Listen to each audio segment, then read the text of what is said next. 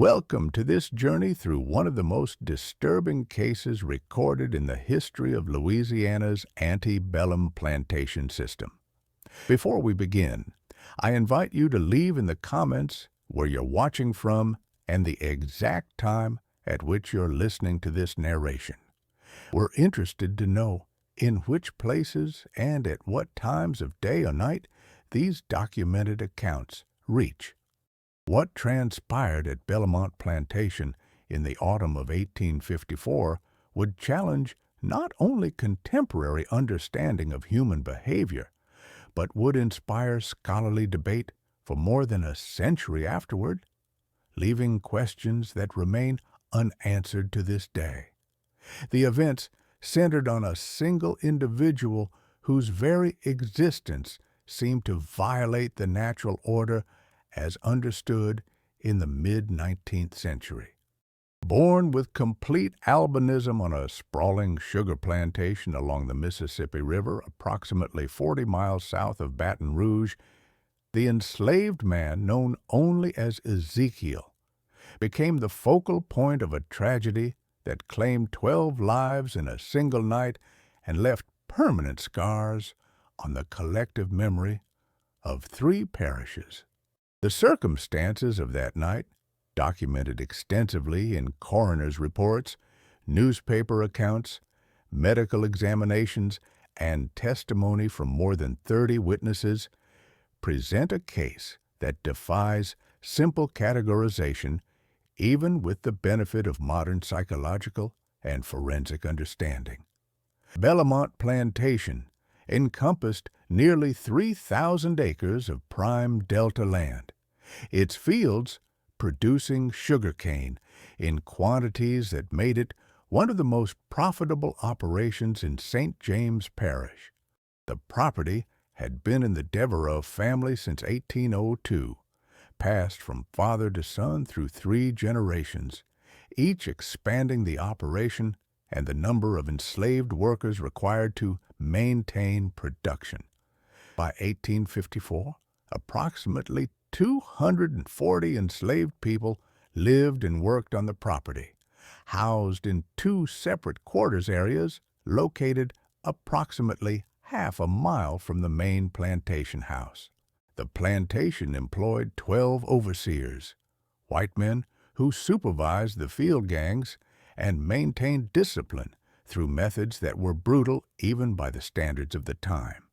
The Mississippi River formed the eastern boundary of the property, its seasonal floods enriching the soil, but also creating vast stretches of cypress swamp and standing water that bred mosquitoes and disease.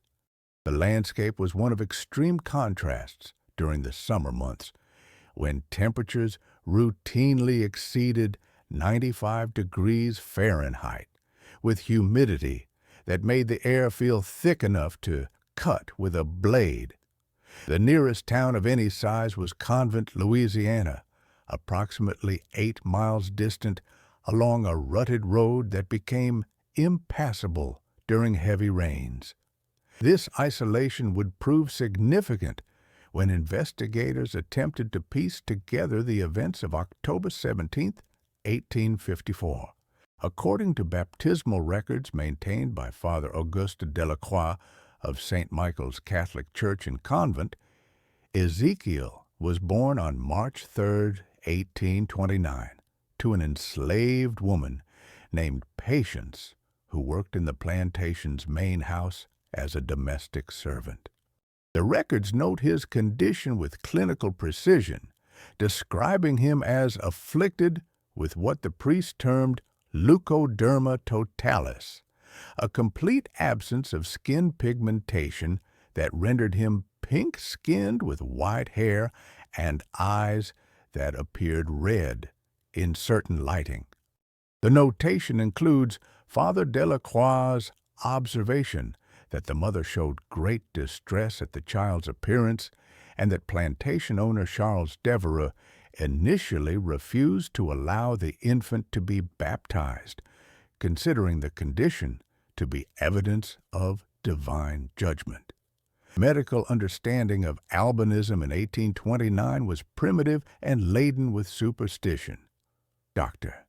Henry Beauregard, the physician who attended patients during the birth and who maintained detailed records now housed in the Louisiana State Medical Society archives, described the condition as a failure of the vital forces to properly animate the flesh. His notes reveal that he had never personally encountered a case of complete albinism before, though he had read accounts in European medical journals. More troubling still was the reaction of the enslaved community itself. Multiple sources indicate that Ezekiel's appearance generated fear and revulsion among both the enslaved population and the white overseers who supervised them.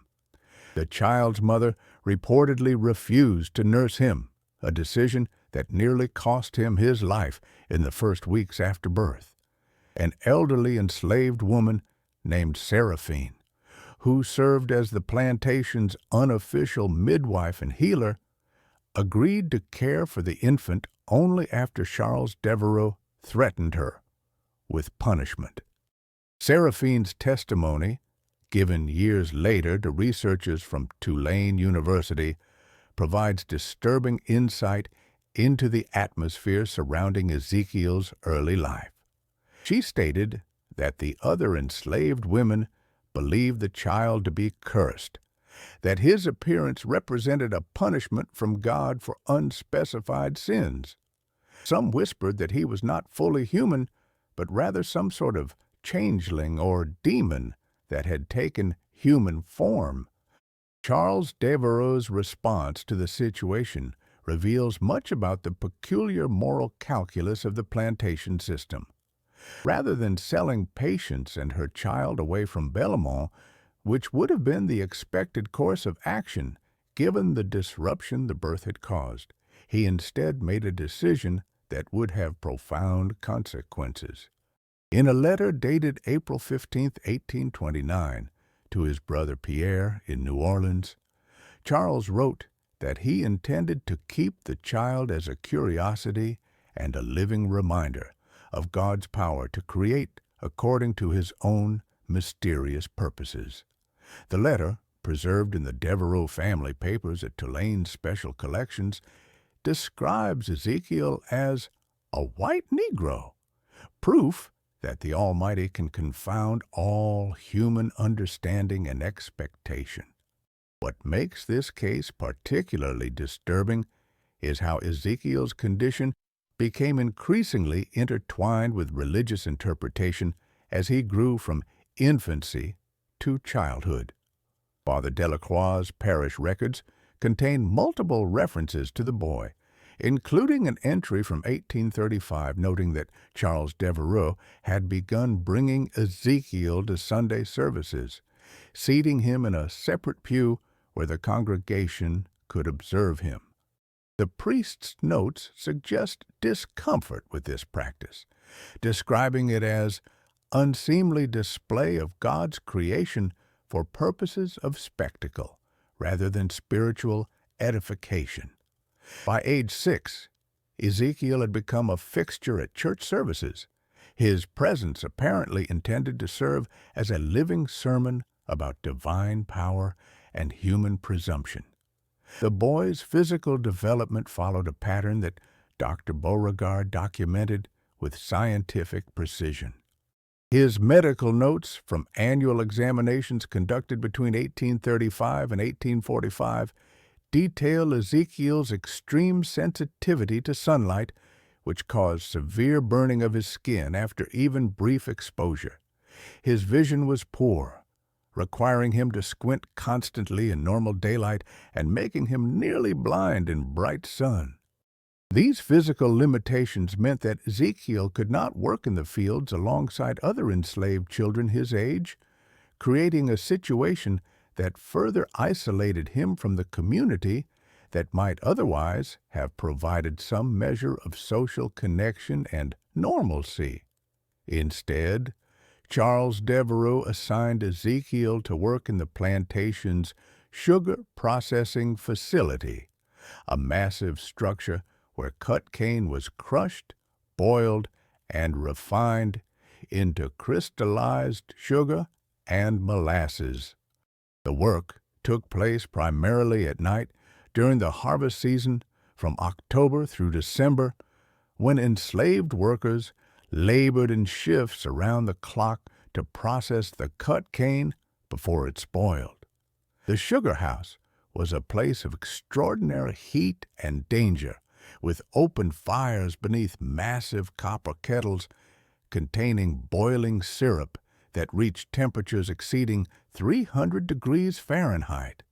Industrial accidents were common, with workers suffering burns, crushed limbs from the grinding machinery, and respiratory damage from inhaling steam and smoke. For Ezekiel, the sugar house became both workplace and sanctuary. The darkness of the facility suited his sensitive eyes, and the nocturnal schedule meant he could move between his quarters and the worksite without enduring the painful exposure to sunlight. Multiple accounts from the early 1840s describe him as a solitary figure who spoke rarely and seemed to prefer the company of the darkness and the rhythmic machinery to human interaction. An overseer named Thomas Wickham, in testimony given after the events of 1854, stated that Ezekiel moved like a ghost through that sugar house, pale as bone china, his red eyes reflecting the firelight like some creature that belonged more to hell than to any earthly place. The nickname that would become inseparably linked to Ezekiel emerged sometime around 1842, when he would have been approximately 13 years old. According to multiple sources, including the diary of Margaret Devereux, Charles's wife, the enslaved workers began referring to him as God's mistake, a designation that reflected both theological interpretation and visceral revulsion. The name spread beyond Belmont Plantation, appearing in accounts from neighboring properties and even in newspaper articles published in New Orleans that referenced the albino slave of peculiar aspect owned by the Devereux family. What remains unclear from historical records is whether Ezekiel himself was aware of this designation or how he might have responded to it. By the late 1840s, Ezekiel had entered young adulthood, and the limited documentation available suggests a person of unusual intelligence despite having received no formal education. Father Delacroix's records include a notation from 1848 describing a conversation in which Ezekiel demonstrated detailed knowledge of biblical scripture, apparently acquired through listening to sermons and reading Bible passages he had somehow accessed. The priest noted with evident discomfort that Ezekiel's interpretation of Scripture focused heavily on themes of divine judgment, the punishment of the wicked, and the apocalyptic visions of Revelation. A letter from Delacroix to the Bishop of New Orleans dated November 12, 1848, expresses concern about whether it was spiritually appropriate for an enslaved person to have such access to religious texts, and whether his presence at services should be discontinued. The transition from the 1840s into the 1850s marked a period of significant change at Belmont Plantation. Charles Devereux died in February 1850 at age 67, and control of the property passed to his eldest son, Armand Devereux, a man whose management philosophy differed substantially from his father's. Where Charles had maintained a system of rigid discipline tempered occasionally by paternalistic gestures, Armand implemented what several contemporary accounts describe as a regime of extraordinary brutality, designed to maximize production at any cost. The number of enslaved workers increased to nearly 300, and the 12 overseers answered directly to Armand with instructions to extract maximum labor through whatever means they deemed necessary. Records from the St. James Parish Courthouse include multiple citations issued to Belmont Plantation between 1850 and 1854 for violations of the Louisiana Slave Code, which, despite its fundamental injustice, did impose certain minimal restrictions on the treatment of enslaved people. These violations included working enslaved people more than the legally permitted hours on Sundays, failure to provide adequate food rations, and cruel punishments that exceeded what even the barbaric standards of the time considered acceptable. Dr. Beauregard's notes from this period document treating numerous enslaved workers from Belmont for injuries he described as consistent with severe and repeated physical abuse. More troubling still was the atmosphere that developed among the overseers themselves.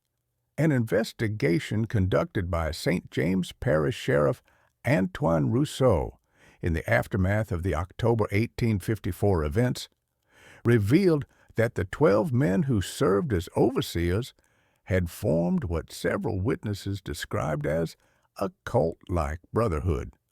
They lived together in a large dormitory structure located between the main house and the slave quarters, separate from the enslaved population, but also distinct from the Devereux family's residence. According to testimony from domestic servants who worked in the overseer house, the men engaged in nightly gatherings that combined heavy drinking with what one witness termed strange rituals and declarations. Perhaps most inexplicable was the overseer's collective fascination with Ezekiel, which intensified dramatically after Armand Devereux took control of the plantation. Multiple sources indicate that the overseers began forcing Ezekiel to attend their evening gatherings, where they subjected him to mockery and what can only be described as psychological torture. A deposition given by Samuel Reed, one of 3 overseers who survived the events of October 17th, reveals that the men had developed elaborate ceremonies in which they would force Ezekiel to stand before them while they debated whether his existence proved or disproved various theological propositions. Reed stated that the head overseer, a man named Josiah Crane, had become obsessed with the idea that Ezekiel's albinism represented a visible mark of divine disfavor, and that forcing him to acknowledge this would somehow confirm their own righteousness. The spring and summer of 1854 saw conditions at Belmont deteriorate to levels that shocked even the most hardened observers familiar with the plantation system's inherent cruelty. The New Orleans Picayune published an article on August 3, 1854, based on an anonymous letter from someone claiming to be a former employee of the plantation, describing conditions that the newspaper's editors felt compelled to investigate. The article noted unusually high mortality rates among enslaved workers, systematic brutality by overseers who appeared to operate without any restraint from plantation management, and disturbing reports of religious mania affecting both the enslaved population and some of the white employees. Dr. Beauregard's medical notes from August and September 1854 document treating multiple enslaved workers for injuries he explicitly stated resulted from torture rather than accidents or reasonable discipline. His entry dated September 15, 1854, describes treating Ezekiel for severe lacerations across his back and shoulders, burns on his arms consistent with deliberate contact with hot metal, and signs of extended confinement without adequate food or water. The doctor's notes include this chilling observation. The patient's mental state appears profoundly disturbed. He speaks in fragments of biblical verses, primarily from Exodus and Revelation, and demonstrates a fixation on themes of divine retribution and purifying fire. When questioned about his injuries, he stated only that the angels are sharpening their swords, and soon the wicked shall be consumed. What happened in the 6 weeks between Dr. Beauregard's examination and the night of October 17, 1854, remains partially obscured by contradictory accounts and the destruction of records in the fire that engulfed the overseer quarters. What is known with certainty is that on the evening of October 16th, all 12 overseers gathered in their dormitory for what Samuel Reed described as a special council called by Josiah Crane. Reed's testimony indicates that Crane had become convinced that Ezekiel possessed some form of supernatural knowledge or power, and that confronting him would force a revelation that would validate their authority and prove their righteousness in the eyes of God. According to Reed's account, given to Sheriff Rousseau on October 20, 1854, the overseers sent for Ezekiel shortly after sunset on October 16th. When he arrived at the overseer quarters, they questioned him for more than 4 hours about his understanding of his own condition, his relationship with God, and his attitude toward the plantation's authority structure. Reed stated that Ezekiel's responses were strange and terrible to hear, consisting primarily of biblical quotations delivered in a voice that seemed to come from some place beyond normal human speech. When asked directly whether he considered himself to be cursed by God, Ezekiel allegedly responded by reciting Revelation chapter 8, verse 7. The first angel sounded, and there followed hail and fire mingled with blood, and they were cast upon the earth. And the third part of trees was burnt up, and all green grass was burnt up. The interrogation continued past midnight, with the overseers becoming increasingly agitated, and Ezekiel's responses becoming more cryptic and disturbing. Reed claimed that at approximately 1 o'clock in the morning on October 17th, Josiah Crane announced that they would confine Ezekiel in a storage room attached to the dormitory until morning, when Armand Devereux could be consulted about what should be done with him.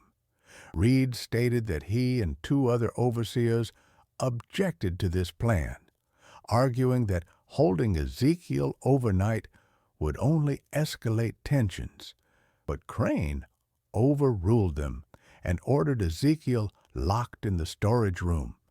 Reed further testified that he left the overseer quarters shortly after 2 in the morning, along with overseers William Marsh and David Sullivan, all 3 men choosing to spend the night in the sugar house rather than in the dormitory.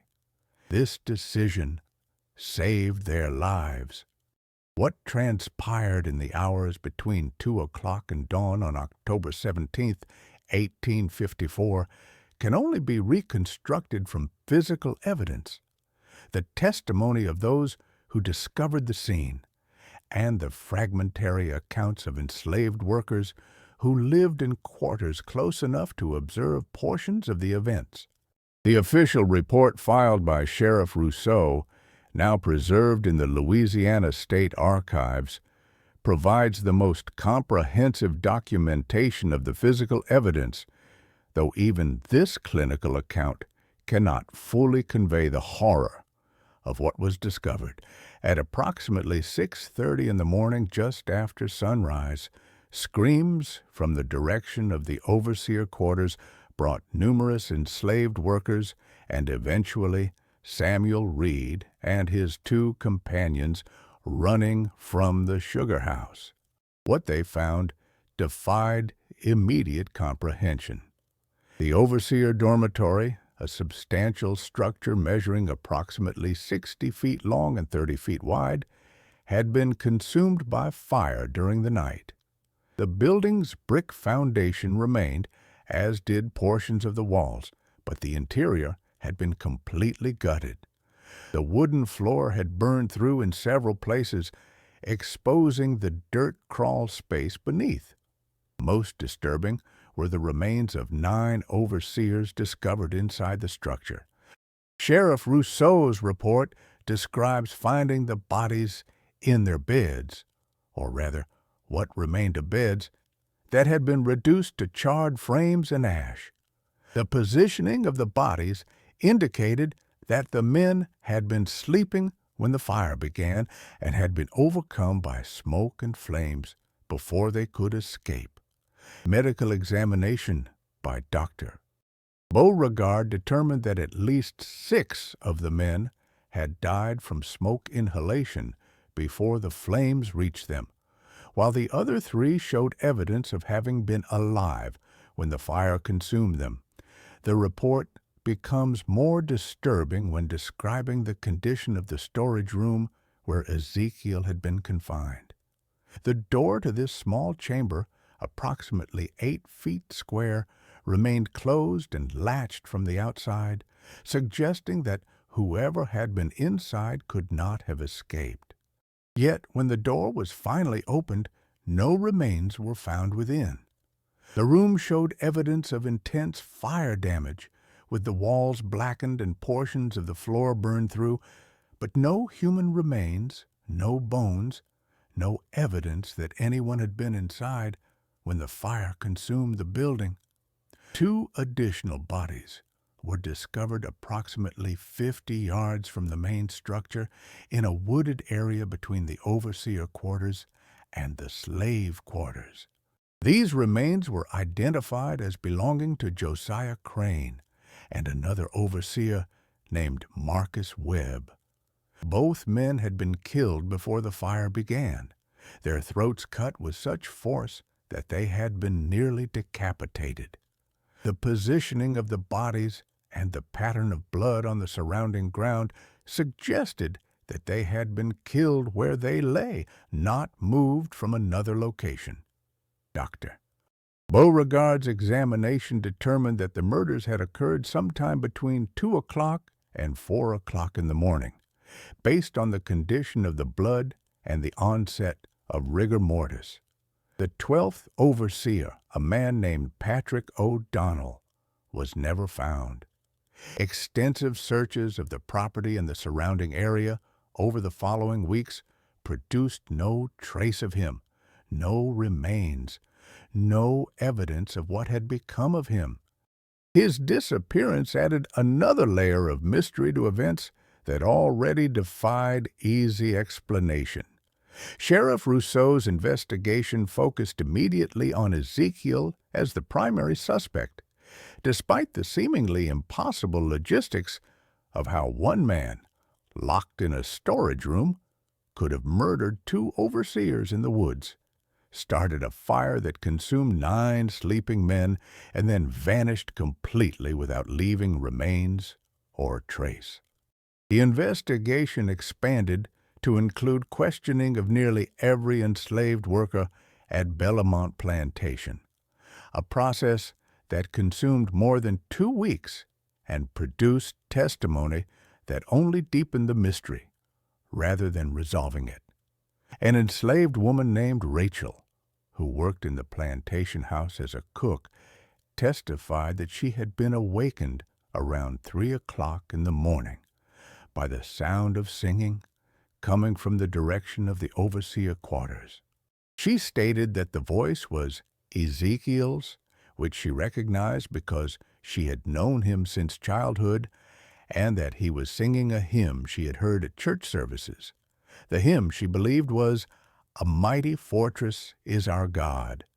Though the words were difficult to distinguish, she stated that the singing continued for what she estimated to be 10 or 15 minutes, and then stopped abruptly.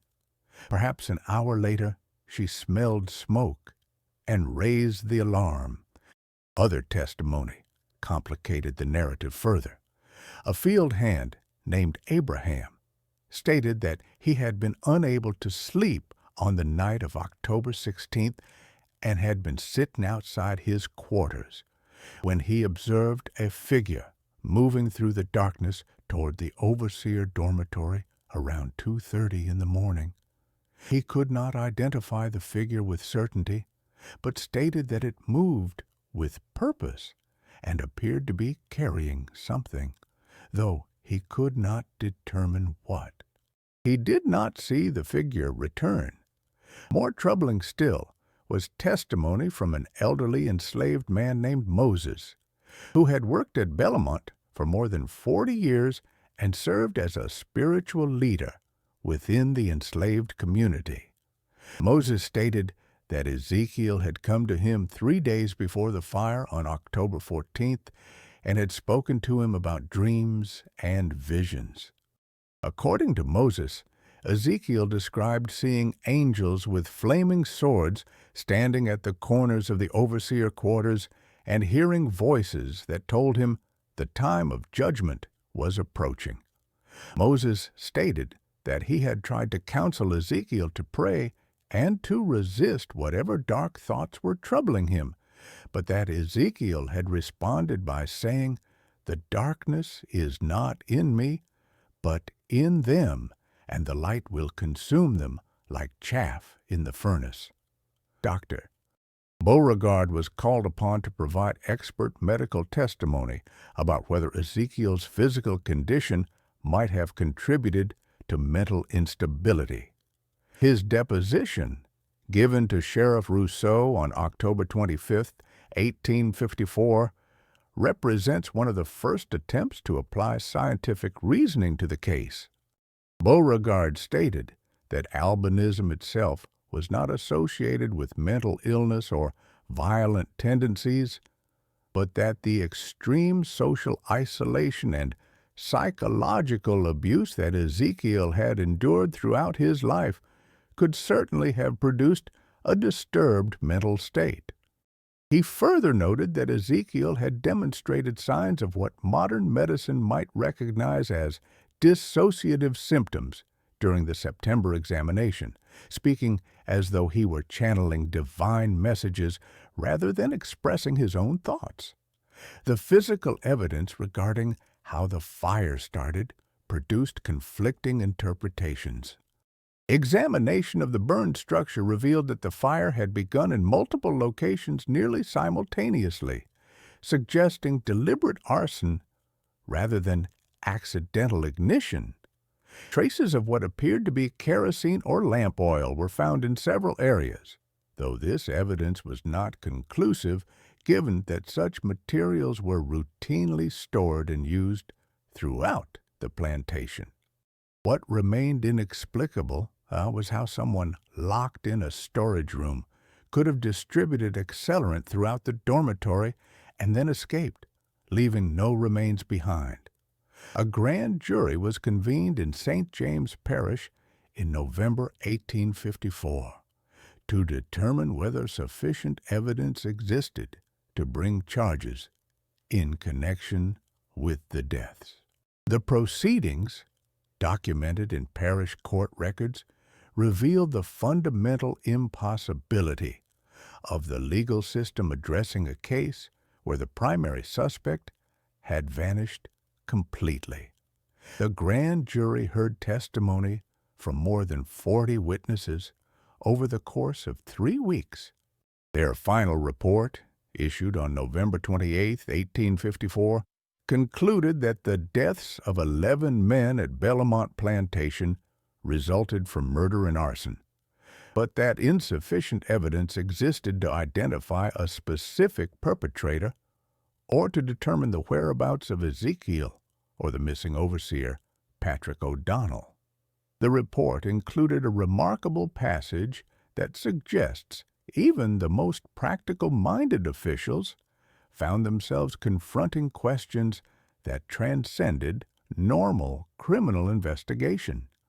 The document states, "This jury acknowledges that the circumstances surrounding these deaths exceed the capacity of ordinary explanation.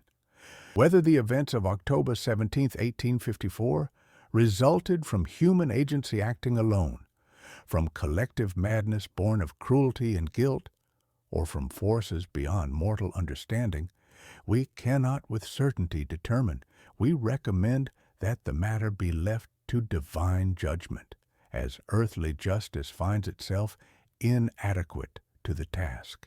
The New Orleans Picayune covered the case extensively throughout November and December 1854, publishing multiple articles that attempted to make sense of the evidence while avoiding conclusions that might seem to endorse supernatural interpretation. An article published on December 3, 1854, included interviews with several prominent religious leaders about how to reconcile the apparent impossibility of the events with rational understanding.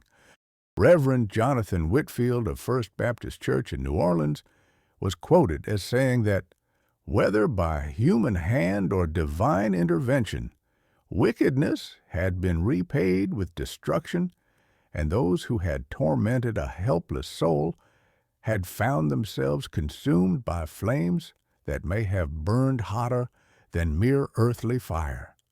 The fate of Belmont Plantation itself provides a disturbing coda to the immediate events of October 1854. Armand Devereaux, who had been in New Orleans on business at the time of the fire, returned to find his operation in chaos and his workforce in a state of near rebellion. Within 6 months, he had sold the property to a consortium of investors from New York who had no direct connection to the plantation system. The new owners attempted to continue sugar production, but found the property plagued by difficulties that defied practical explanation. Machinery failed repeatedly. Fires broke out in fields and processing facilities, and the workforce proved nearly impossible to manage, despite changes in overseer personnel and management practices. A letter written in 1856 by one of the New York investors, preserved in business correspondence files at the New York Historical Society, describes Belmont as cursed beyond redemption, and notes that enslaved workers repeatedly claimed to see a pale figure moving through the sugar house at night, singing hymns in a voice that made their blood run cold. The investors sold the property at a substantial loss in 1858, and subsequent owners found similar difficulties. By the outbreak of the Civil War in 1861, Belmont Plantation had been largely abandoned, its fields reverting to swamp and forest. The question of what happened to Ezekiel became the subject of speculation that persisted for decades. Several reports emerged in the years following 1854 claiming sightings of an albino man in various locations throughout Louisiana and the Deep South. A newspaper article from the Mobile Register dated March 1856 described an albino man who had appeared at a black church in Alabama, stayed for a single service during which he sang with extraordinary passion, and then vanished before anyone could speak with him. A similar report from Natchez, Mississippi, in 1858, described an albino man who worked briefly at a cotton gin before disappearing without explanation. More substantial was a report filed by Union Army Captain James Morrison in 1863 during the occupation of New Orleans.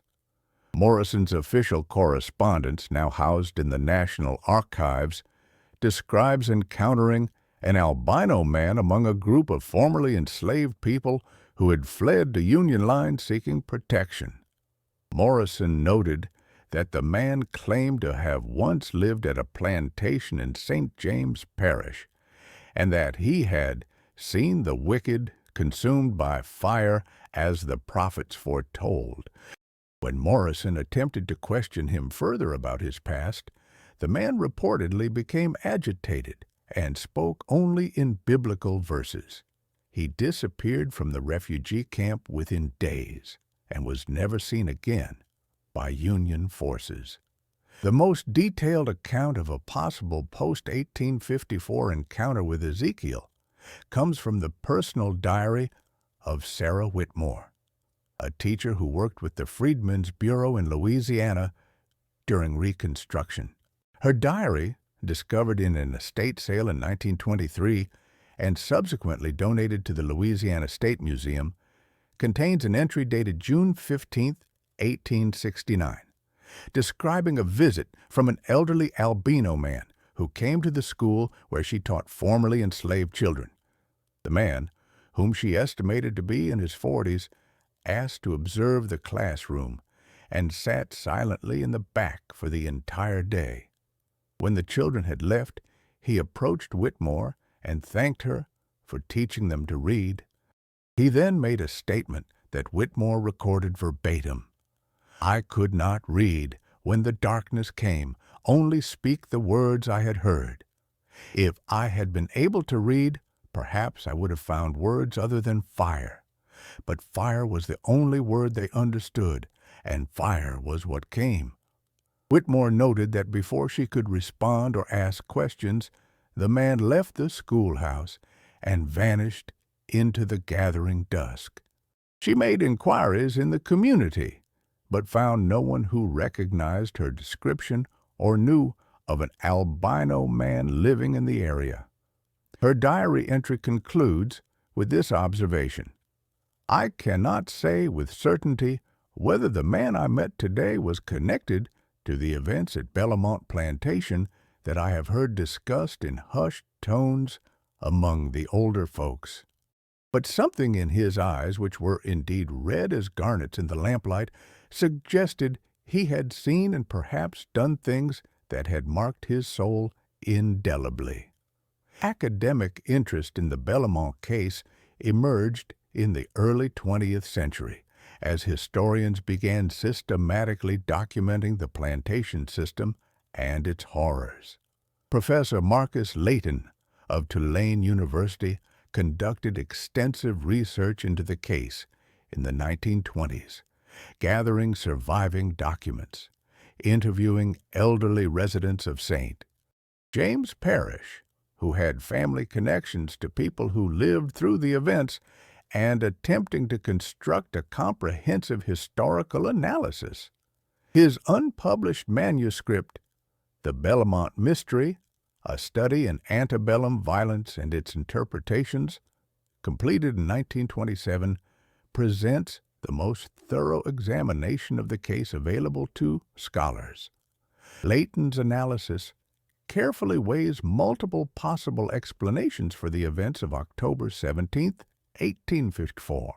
He considers the possibility that Ezekiel somehow escaped from the locked storage room before the fire began, killed 2 overseers, set multiple fires, and fled into the surrounding wilderness, where he either died and was not discovered or successfully evaded detection. He notes that this explanation requires accepting that Ezekiel possessed detailed knowledge of the overseer quarters layout, access to materials needed to start the fire, and the physical capability to overpower 2 armed men despite his visual impairments and history of physical abuse. Alternatively, Layton explores the possibility that 1 or more enslaved workers at Bellamont assisted Ezekiel or acted independently to exact revenge on the overseers while circumstances allowed suspicion to fall on Ezekiel.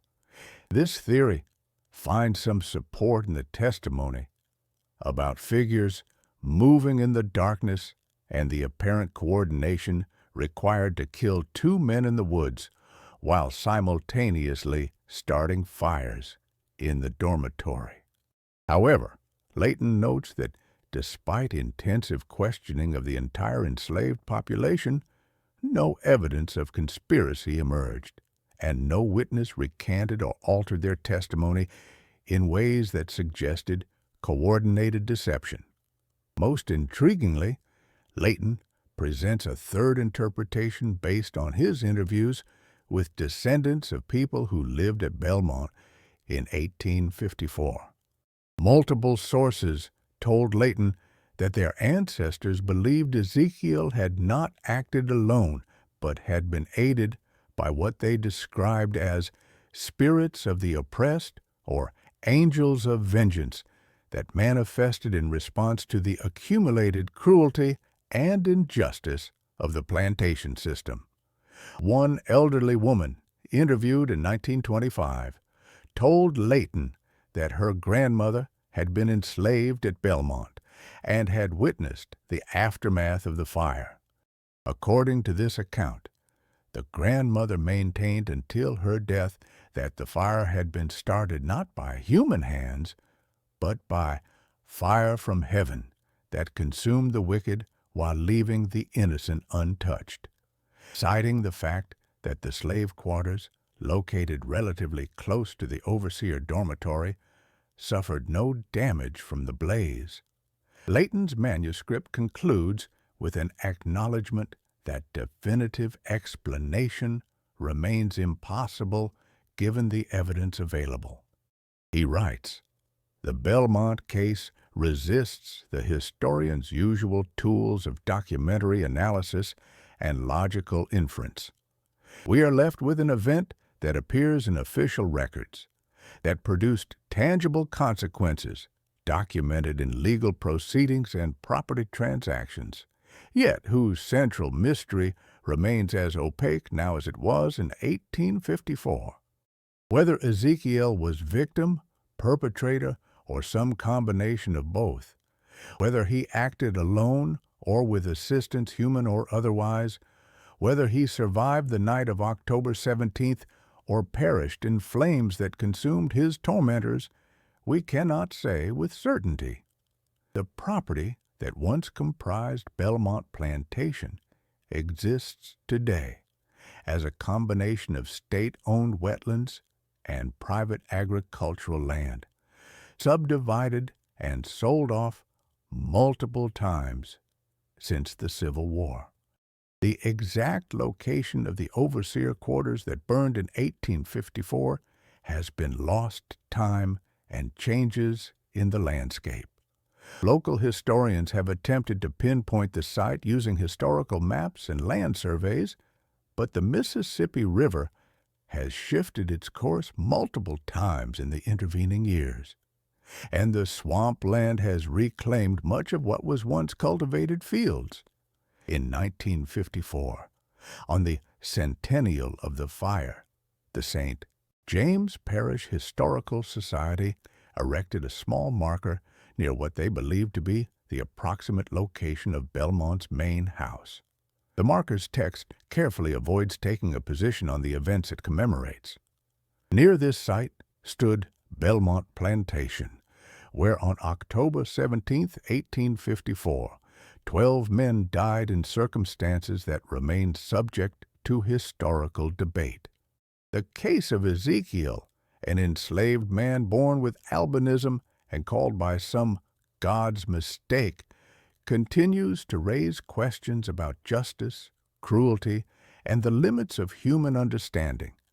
May those who died and those who suffered here find peace in the knowledge that the system that created such horror has long since passed into history. Modern researchers who have examined the Belmont case bring perspectives unavailable to 19th century investigators. Psychologists have suggested that Ezekiel likely suffered from severe post-traumatic stress disorder resulting from lifelong abuse and dehumanization, potentially manifesting in dissociative episodes or psychotic breaks that might explain some of the more disturbing testimony about his behavior in the weeks before the fire. Forensic specialists have noted that the physical evidence described in Sheriff Rousseau's report, while unusual, is not actually impossible to explain through natural causes and human agency, though the coordination required would have been extraordinary. Yet these modern analytical tools still leave fundamental questions unanswered. If Ezekiel did indeed perpetrate the murders and arson, how did he escape the locked storage room? If accomplices assisted him, why did no evidence of conspiracy emerge despite extensive investigation? If he survived and fled, where did he go? And did he continue living under an assumed identity, or did he die shortly after in some location where his body was never discovered or identified?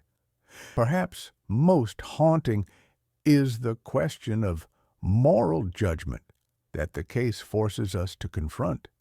Even if we accept the most skeptical interpretation that Ezekiel somehow engineered the deaths of 12 men through purely human means, how do we weigh such actions against a lifetime of systematic dehumanization, torture, and psychological abuse?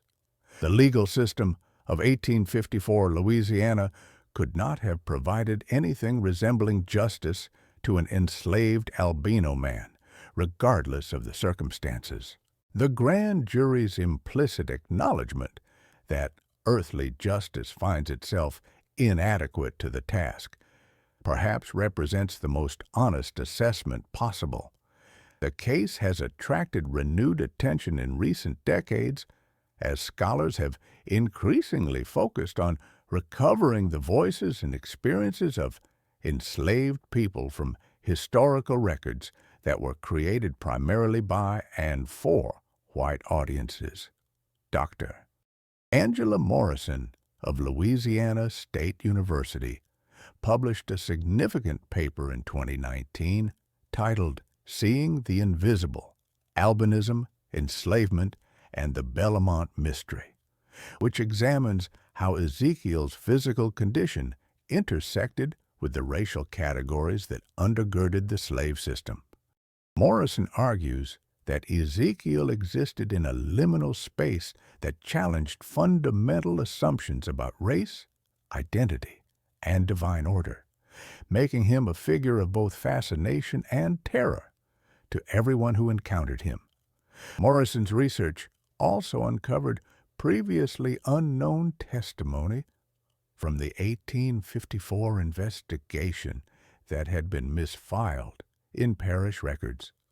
A brief statement from an enslaved blacksmith named Jeremiah includes this remarkable passage. Ezekiel told me once that he could see things in the fire when he worked at the sugar house, images of people and places he had never known. He said the fire spoke to him in a language older than words. I told him such talk was dangerous, that it would bring trouble.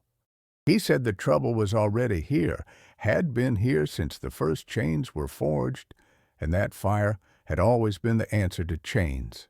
The testimony raises yet another dimension to the mystery, the possibility that Ezekiel's isolation and unique sensory experience of the world, combined with the trauma of his circumstances, had created an altered state of consciousness that might have manifested in ways that seemed supernatural to observers. Whether this represented genuine prophetic vision, severe mental illness, or simply the desperate attempt of an abused person to make meaning from suffering remains a question that psychiatric analysis cannot definitively answer across the distance of more than a century and a half. Recent investigations of the Belmont site have produced results that have only added to the case's enigmatic quality. In 2003, archaeologists from Tulane University conducted a survey of the property as part of a larger project documenting plantation sites. Using ground-penetrating radar and systematic excavation of several test areas, they located what they believed to be the foundation of the overseer quarters. Excavation revealed charred wood remains consistent with a major fire, fragments of metal bed frames, and other artifacts that matched historical descriptions. However, the excavation also produced findings that the archaeologists struggled to explain. In what appeared to be the storage room area where Ezekiel had been confined, researchers found an unusual pattern of intense heat damage that had actually vitrified portions of the sandy soil, fusing it into glass-like material. This level of heat is not normally associated with structural fires and would require temperatures exceeding those produced by burning wood or even accelerated fires using kerosene.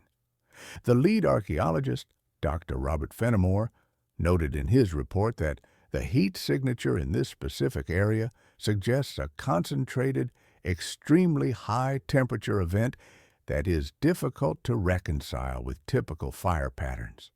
Additionally, the excavation uncovered numerous small metal objects in the vicinity of the overseer quarters foundation, items that appeared to be personal effects such as buttons, buckles, and fragments of tools. Forensic analysis of these artifacts revealed an unusual pattern.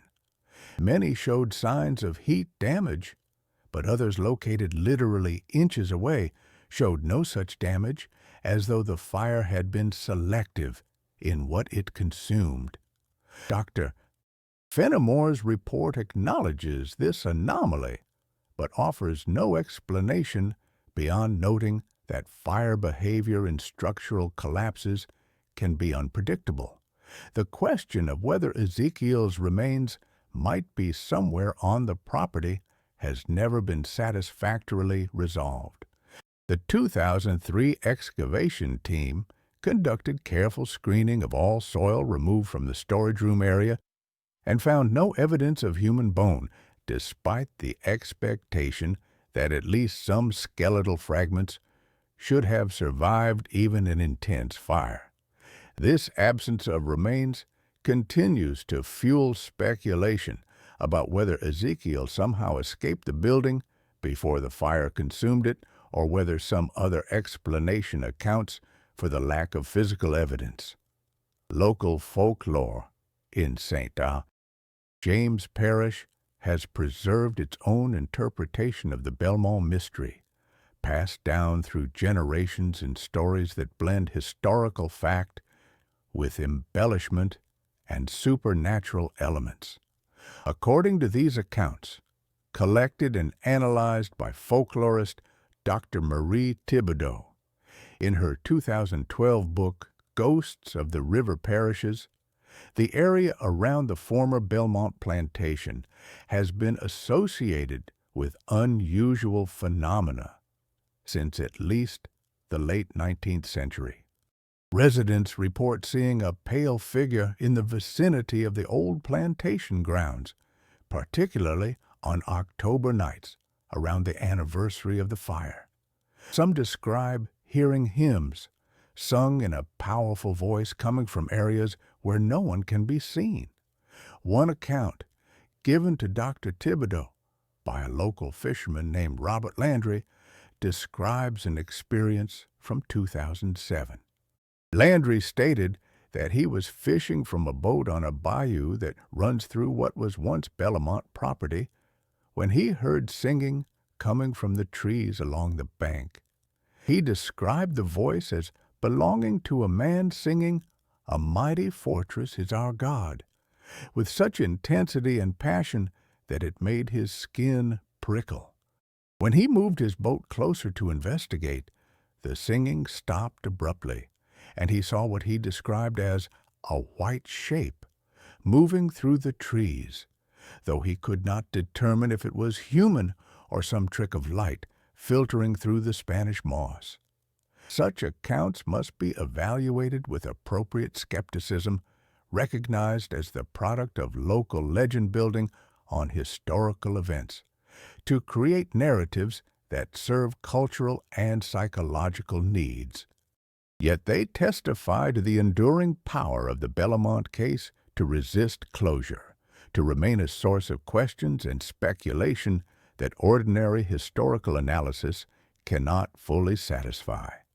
The documentary record, extensive as it is for a case involving enslaved people in the antebellum South, still contains vast silences and absences. We do not have Ezekiel's own account of events, his perspective on his life, his understanding of what happened on October 17, 1854. The voices that survive are primarily those of white authorities conducting investigations, creating legal records, and offering interpretations filtered through their own prejudices and limitations. Even the testimony from enslaved people must be read with awareness that it was given under circumstances of coercion and fear, shaped by the power dynamics of the investigative process. What remains after all analysis and investigation have been exhausted is a core of irreducible mystery. On the night of October 17th, 1854, 12 men died at Belmont Plantation in Louisiana under circumstances that contemporary investigation could not fully explain and that subsequent research has not definitively resolved. An enslaved man, born with albinism, subjected to systematic cruelty, and given the dehumanizing nickname God's Mistake, disappeared that same night and was never conclusively seen again. Whether he was the agent of those deaths, their victim, or some combination of both, whether he acted alone or with assistance, whether he survived the night or perished in the flames that consumed his tormentors, we cannot say with absolute certainty. The case forces confrontation with uncomfortable truths about the limits of historical knowledge and the ways that systems of oppression create conditions where violence becomes not only possible, but perhaps inevitable. It challenges neat distinctions between victim and perpetrator, between justice and vengeance, between rational explanation and acknowledgement that some events exceed our capacity for complete understanding. The enslaved people at Belmont lived under a regime that denied their humanity, subjected them to brutality that the historical record can only partially convey, and offered no legitimate avenue for redress or escape. The overseers who died had chosen to participate in and profit from that system, had seemingly embraced cruelty as both profession and recreation, and had focused particular torment on a person whose physical difference made him vulnerable to special forms of degradation. If Ezekiel did indeed engineer their deaths, if he somehow escaped a locked room, killed 2 men, started fires that consumed 9 others, and vanished into the night, leaving no trace, then his actions represent a form of resistance and retribution that the formal justice system could never have provided. If instead he was victim of circumstances beyond his control, caught in events he did not create and consumed by fires he did not light, then his disappearance represents another tragedy in a system built on tragedy, another life erased by forces he could not overcome. The more unsettling possibility is that the truth lies in some third category that our frameworks of historical and legal analysis cannot easily accommodate.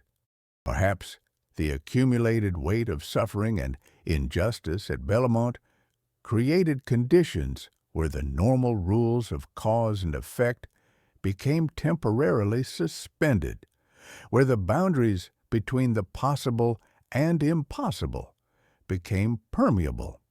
The testimony about singing coming from a locked room, about figures moving through darkness, about fire that seemed to select its targets with purpose, about heat intense enough to fuse sand into glass, collectively suggest events that transcend straightforward explanation. To this day, researchers debate whether the Belmont case represents an example of successful violent resistance by an enslaved person against his oppressors, a tragedy where mental illness and physical abuse created a human time bomb that eventually exploded with terrible consequences, a confluence of circumstances that created an appearance of impossibility around events that were actually explicable through natural causes or something genuinely anomalous that challenges our assumptions about what is and is not possible in the physical world. The archives preserve the documentary fragments, Sheriff Rousseau's reports describing burned bodies, and a missing prisoner, Dr. Beauregard's medical notes documenting abuse and deteriorating mental state, newspaper articles attempting to make sense of events that resisted easy narrative, testimony from dozens of witnesses offering contradictory accounts of what they saw and heard, property records showing the decline and abandonment of a once profitable plantation, and the silences where records should be but are not, where answers should exist but cannot be found. And somewhere in those silences, in the gaps between what is documented and what remains unknown, exists the truth about Ezekiel and what happened on October the 17th, 1854. Whether he found freedom in escape or release in death, whether he was instrument of divine judgment or victim of human cruelty, whether he burned with his tormentors or walked away into a new life under a new name, we may never know with certainty. What we can know is that his existence challenged every person who encountered him to confront assumptions about nature, about divine order, about the categories through which human beings organize their understanding of the world. What we can know is that the system that created the conditions for the Belmont tragedy was itself a crime of such magnitude that individual acts of violence within it become almost impossible to judge by ordinary moral standards. The marker that stands near the site asks that those who died and those who suffered there find peace. Perhaps peace requires not certainty about what happened, but acknowledgement that some questions exceed our capacity to answer, that some injustices are so profound that they leave scars in the very landscape where they occurred, and that the obligation of those who come after is not to provide neat explanations, but to bear witness to the suffering and to ensure that the systems that created it never return. In the end, the case of Ezekiel and Belmont Plantation remains what it has always been, a mirror in which we see reflected our own assumptions, our own limitations, our own willingness or unwillingness to accept that the world contains depths of cruelty and perhaps depths of resistance to that cruelty that transcend our comfortable frameworks of understanding. The pale figure that some claim still walks the grounds where Belmont once stood, singing hymns in the darkness, may be nothing more than legend and imagination. Or it may be something more, a reminder that some debts are never fully paid, some stories never fully told, and some mysteries remain mysteries not because we lack sufficient evidence, but because the truth itself resists the categories through which we try to contain it.